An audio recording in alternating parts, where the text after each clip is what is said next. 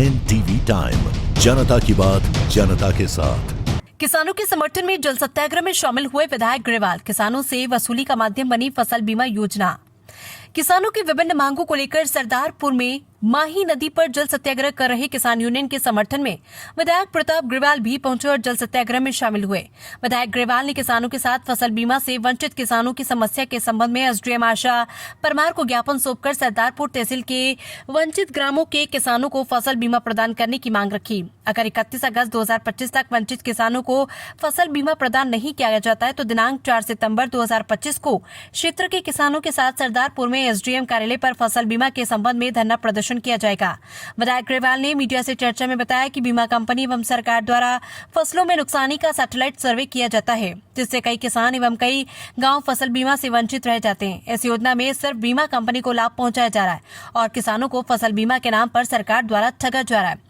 ये योजना सिर्फ किसानों से वसूली का माध्यम बन चुकी है। वहीं विधायक ग्रेवाल द्वारा जल सत्याग्रह के दौरान सरदारपुर तहसील के विभिन्न ग्रामों में विद्युत तार एवं क्षतिग्रस्त केबल की समस्या के संबंध में विद्युत विभाग के कार्यपालन यंत्री नितिन चौहान को अवगत करवाया। दुलेट में महावीर जलाशय के वेस्ट वियर पर पुलिया निर्माण के लिए जल संसाधन विभाग के MS चौहान को प्राक्कलन तैयार करने के निर्देश दिए। सरदारपुर से दशरथ पाटीदार की रिपोर्ट। सत्याग्रह में पहुंचे क्या है? ये आज जो हमारे सरदारपुर विधानसभा के भारतीय यूनियन किसान टिकैत संघ के द्वारा सरदारपुर विधानसभा क्षेत्र की किसानों की समस्याओं को लेकर के विशेष करके फसल बीमा, महावीर जलाशय और जो भानगढ़ के अंदर जो तार चोरी हो गए उस बात को लेकर के, जो केबल विधानसभा में खराब हो गई उस बात को लेकर के ज्ञापन दिया गया। आज आप देखिए कि फसल बीमा देने में 31 तारीख लास्ट है।